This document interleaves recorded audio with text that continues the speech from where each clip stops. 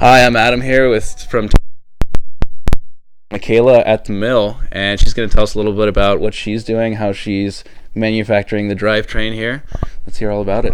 As Adam said, I'm manufacturing the sides of the drivetrain right now, and so that involves slotting for the wheels that are not driven, so that we can tension the chains. So if you can come see, these slots are 1 1/8 inch wide, and then they're, I think, 2 inches long. I'm not sure exactly how long they are, only because I'm given the dimensions based off of what I need to mill.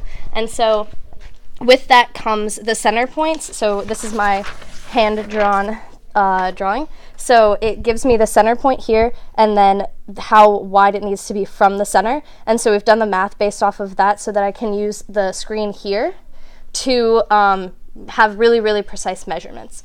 So with the mill is my favorite tool because it is so accurate. I don't have to worry about being off other than turning a handle the wrong way. I can look at my monitor and see exactly where I am and exactly where the mill is, and know if I need to go forward or backwards, and it the handles are like a normal machine where it's righty tighty lefty loosey. So if you turn it to the right, it goes up. If you turn it to the left, it goes down. So it's really nice. It's really methodical, and that's one of my favorite things about the mill.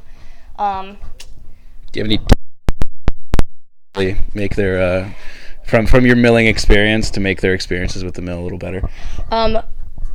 Probably the fact that if you need to move long distances on the mill, at least on ours, we have a power steering, I guess, or whatever. So you can, if you move this handle one way or the other, it will move the table for you, and then you don't have to use the hand crank the whole time. So that's really nice when you're trying to move long distances on the mill. Got it. And so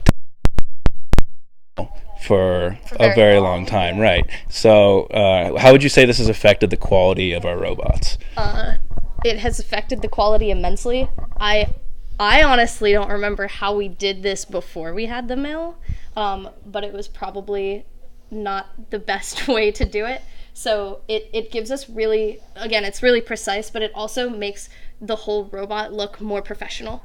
So it's just overall, it improves the quality of our robot. Yeah, absolutely. And from a programming perspective, where we have a practice robot and a competition robot, also just having everything be very consistent is always super helpful. So that when you're practicing, after bag day is eliminated, that won't be as important. But when you're practicing on your practice field, everything is super consistent, and your autonomous modes.